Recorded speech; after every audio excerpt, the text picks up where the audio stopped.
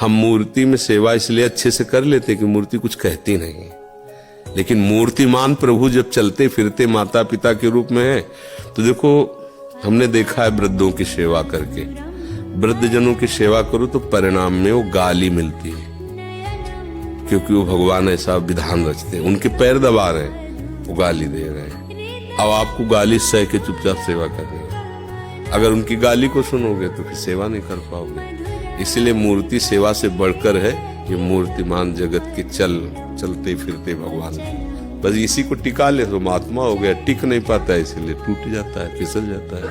जिसके अंदर ये इच्छा आ जाती कि मैं अधिक से अधिक धन कमाऊं और अपने परिवार को सुखी करूं, जो 4, 5, 8, 10 लोग हैं, इसके अलावा मैं अधिक से अधिक धन कमाऊं, तो वो कुछ भी कर सकता है। जिसके मन में ये संकल्प आ गया मैं अधिक से अधिक धन कमाऊं। धर्मात्मा पुरुष धन की तरफ वृत्ति नहीं रखता, धर्म की तरफ वृत्ति रखता है कि मैं अधिक से अधिक धर्म पूर्वक आचरण करूं, भले नमक रोटी खाना पड़े। और आपको सच्ची बताएं, धर्मात्मा पुरुष के बच्चों के लिए धन जमा नहीं करना पड़ता। वो इतने प्रवीण होते, इतने महिमाशाली होते हैं कि वो सब व्यवस्था कर लेंगे। और अधर्मी पुरुष जो अपने बच्चों के लिए अधर्माचरण करके जमा करता है, वो उसी को पीटते हैं, घर से निकाल देते हैं, और इसके बाद उनकी बुद्धि भ्रष्ट होकर ऐसे आचरण करते हैं, वो नष्ट हो जाते हैं। लिख लो, कागज में लिख लो। सही चलने की यही परीक्षा है। जब हम सही चलें और हमें गलत कहा जाए और हम अपने मार्ग से हिले नहीं, हमारे साथ गलत किया जाए, गलत कहा जाए और हम सही चल रहे हैं, हम सही ही चलें, यही हमारी परीक्षा है। ये थोड़ी कि हम दुखी हो जाए, बैठकर रोने लगे।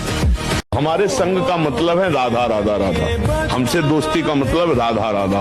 हर परिस्थिति में आपको हमने प्यार किया प्रभु, अब जैसा विधान करोगे मैं सहूंगा, और कभी आपका किसी से शिकायत नहीं करूंगा, नहीं मैं उसे सहूंगा। उस सहने से भगवान से प्यार हो जाता है, और जब प्यार हो जाता है तो निहाल हो जाता है। फिर ये प्रश्न खत्म हो जाता है, क्या समस्या है। हर समस्या का समाधान समस्या आने के पहले हो जाता है। हम आपसे सच्ची कहते, हमारी व्यवस्था श्री जी से चलती है। कैसे व्यवस्था करते हो, कैसे, तो वो हमारी नहीं, शरणागत की। कोई भी शरणागत चिंता मत करो। अगर आप भगवान का नाम जप करते हो, भगवान के भरोसे, तो ऐसे सब निकल जाएगा जो करोड़ों में नहीं बनता, वो फ्री में बन जाता है। एक आदमी आया, हम मंदिर में दर्शन कर रहे थे, हमारे ही धक्का मारा, हमारे आगे खड़ा हुआ, धक्का क्यों मारा? 20 वर्ष पहले की बात हुई। तो बिहारी जी में क्यों खड़े थे? हमने ध्यान नहीं दिया, क्योंकि बिहारी जी को देखे कि इधर उधर देखे। हमसे बोला क्यों, हमको धक्का क्यों मारा? बिहारी जी को देख के मुस्कुरा दिए कि इनकी लीला है। उसने 2-4 ऐसे, यह है क्या, हमारी उसकी कोई दुश्मनी है क्या? हमारा कोई कर्म आते ही उसके दिमाग में चढ़ बैठा और हमको पिटवा रहा है। अब उसका कर्म, वहीं के चौकी के इंचार्ज खड़े थे शादी वर्दी में आरती के लिए, और वो ये देख रहे थे। तो वो भी जब तक आरती हुई तब तक जो ही आरती खत्म हुई, पर्दा हुआ, तो गिरा कर उनको हमारे सामने इधर साधु अवज्ञा तुरंत भवानी कर कल्याण अखिल के हानि।